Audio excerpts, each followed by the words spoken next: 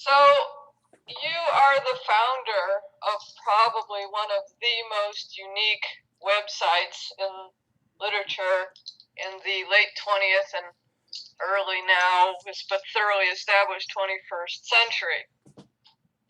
And I was wondering if you would speak for a moment about the origin, the genesis of the website.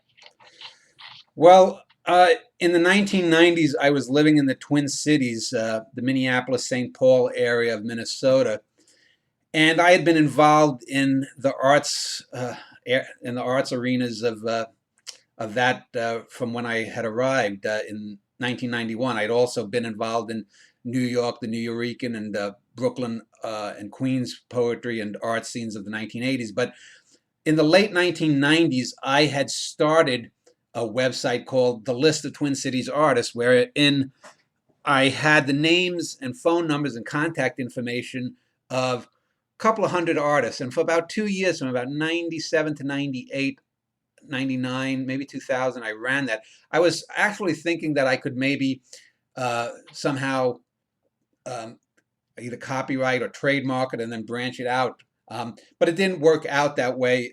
This was the very early part of the internet. I had gotten the idea because for 2 years I had helped organize a festival in the Twin Cities called the Stone Arch Bridge Festival, which was on Father's Day in 97 and 98, wherein I gathered artists to give readings and whatnot at this Father's Day festival.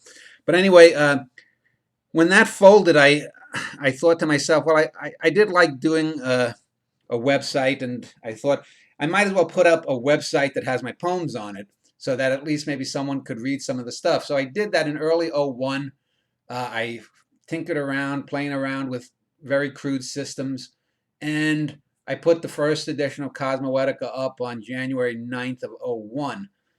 And in the next 3 or 4 weeks, I got maybe about 40 hits. And I'm like, well, that's not doing that well. So I decided, well, maybe I should write some things, material. So I started writing some essays. I think the first essay I might have written was on the art critic and literary critic Harold Bloom.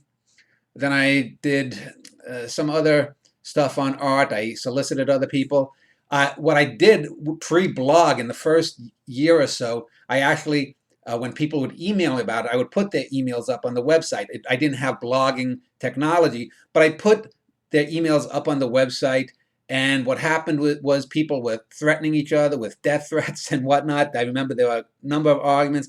A few people threatened to sue me for putting their emails up on the website. Another guy threatened me because I had replied to something he had written in another forum and whatnot. And I said, well, this is too much. I said, this is bullshit. So from that moment on, I have not had any need nor desire to have emails put online and whatnot. So I do get I right now for the last 5 or 6 years I get close to maybe 2,000 emails a week. Most of it's submissions of bad stuff, and most of it's now from India.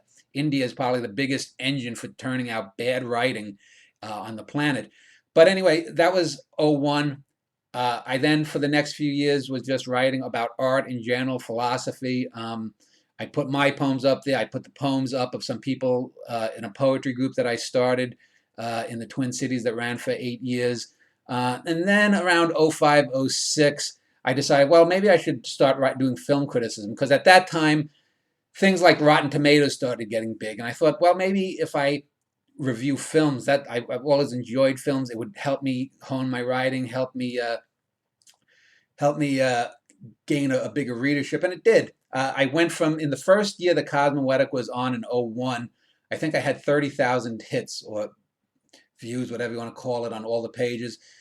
Then within, like, by the third or fourth year, I had about 6 million, and then 20 million total accrued. Now I think I'm closing in on like 500 million hits on just the main page, which is equivalent, I guess, what I would call page views, because I a lot of people, like Google, they like this page view idea. But to me, who cares if someone is looking at the page if they just click away? To me, however many times someone clicks back on a page is just as important. But without getting into those kind of specifics, The last 10 years, the website, has been pretty good. I started an interview series in '07, a written interview series, and that got a lot, probably other than some of the pages that have links to other essays. I think the biggest, the most hits that I've gotten on a single page is for one of my interviews with Lem Dobbs, a screenwriter who wrote The Limey, a Terence Stamp film by Steven Soderbergh, and Yeah. also he did Dark City, which was a '98 fantasy sci-fi film that I think Roger Ebert had said it was the best film of the '98, and it was a great film. And that's almost a book length interview. I mean, I had maybe 10, 12,000 words worth of questions, and Dobbs added another 45, 50,000 words. So that's a small book there, and it's a brilliant interview. And in recent years, in the last year, I started doing the video interviews, which I did 41 written interviews in about 6.5 years. This is the 35th interview that I'm doing on video in less than a year. So in 1 year, I'll have done as many. And it's one of those things that'll take time because YouTube and videos is a totally different medium than the written. It's like I compare it to the difference between uh, radio stars transitioning to television. Well, that you had people who were radio stars and big in the '30s and '40s. Television came along and it obliterated, or maybe the silent film era to the sound film era. It just totally changed the dynamic, and so uh, I'm basically starting from scratch. I mean, I think I've had to use two YouTube channels because YouTube had penalized me for one of my on my Cosmoetica, the first YouTube channel, because I used a clip from a public domain movie, and some German company bullshit Google and said that they had the rights to it, and so they put me on a 6 month suspension. That's why most of the interviews have now appeared on my E-Cosmoetica or Educational Cosmoetica channel. Eventually, I'll transition them back to the Cosmoetica channel, but um, I've gotten maybe about 16,000 total hits or views of in a little less than a year, and I put on lots of these videos. Most of them have just a couple of dozen hits or views or whatnot. But I think that one view of an interview, for example, is worth probably 100,000 to 250,000 hits on a page because someone is actually watching it, and people people can skim through a 1,200, 1,500 word film review rather easily and get something from it.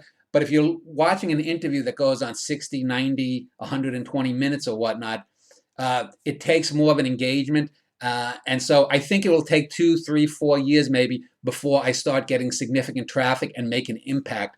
But anyway, that's the state of Cosmoetica right now. I'm in a personal downtime, but things hopefully are going to start looking up for me. You just got to keep going in life, and I think Cosmoetica has already made an impact. I know a lot of the younger people that are, especially the younger people that are on the Cosmoetica e-list, and also on Facebook, where you can meet people too. Have told me that they have been greatly influenced, and that's the thing that's the most satisfying. Is that yes, I would like that my wife and we've written great books, we've written great poetry. It would be great if I could, be published by a Random House, Simon and Schuster, and make a lot of money. But since that's very rare, you have to take the successes where they come from, and being able to have people be influenced and say, I want to be a writer because of something Dan Schneider, wrote. That's something that's very good. And I can tell you, most of the academic crap that's published out there, most of the MFA kind of crap where people are just writing about their own personal neuroses or whatnot, that doesn't influence people. That doesn't get to the heart or the center of what life is about. And ultimately, art is about communication. Art says, I am here. This is what happened. Just as I can look back and read, say, the poems of Lucan, the Civil War, and know a little bit about the history of classical periods and wars and what people felt, so too could someone in 500 or 1,000 years, if they're on some starship going to the Andromeda galaxy, they could pull up on, what Carl Sagan once called Encyclopedia Galactica and go, type in or just think in and say, what was that book that by that ancient earthling Schneider that he wrote? Oh, let me read. Oh, and then the 2 months it might take to get in that time from our to the Andromeda galaxy, they might be reading a book of mine or experiencing it in whatever ways they can. So that's the thing. Art is communication across time as well as distance, and that's the most fulfilling thing. And I'm sure that you as an artist can understand that.